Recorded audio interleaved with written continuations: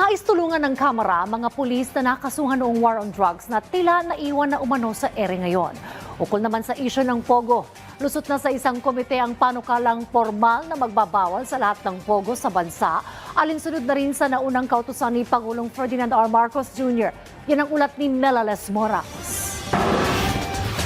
Itinutulak na sa Kamara ang paghahatid ng sapat na tulong para sa mga pulis na naapektuhan ng war on drugs noong nagdaang administrasyon. Sa pagdinig ng House Committee on Public Order and Safety, iginiit ni Committee Chair Dan Fernandez na may mga pulis kasing namatay, nasaktan, nakulong at naharap sa kaso dahil lamang sa naging pagsunod sa kanilang superiors noong drug war. Pero ngayon, tila naiwan na umano sila sa ere, bagay na nais nilang matugunan.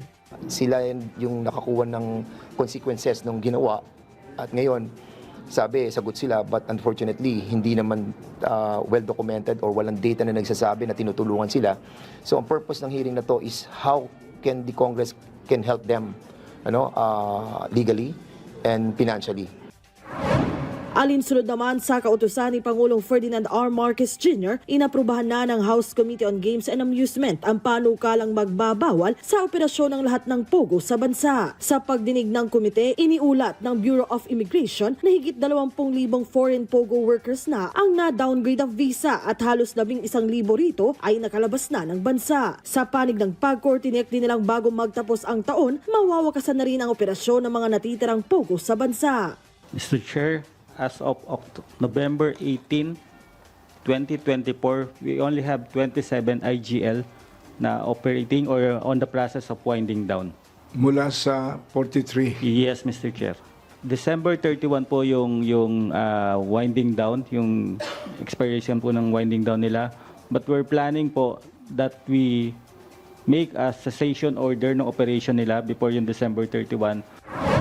Ang House Special Committee on Persons with Disabilities naman, sinimulan ng talakayin ang panukalang naglalayong palawakin pa ang oportunidad at posisyong hatid para sa mga PWD sa mga pampubliko at pribadong kumpanya sa bansa. Pero uminit ang ulo ng isa sa mga proponent ng panukala na si House Deputy Majority Leader Erwin Tulfo nang hindi sumipot dito ang mga kinatawan ng Civil Service Commission.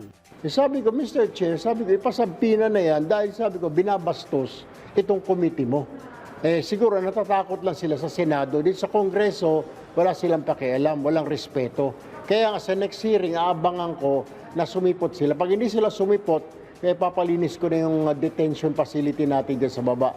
Melales Moraes para sa Pambansang TV sa Bagong Pilipinas.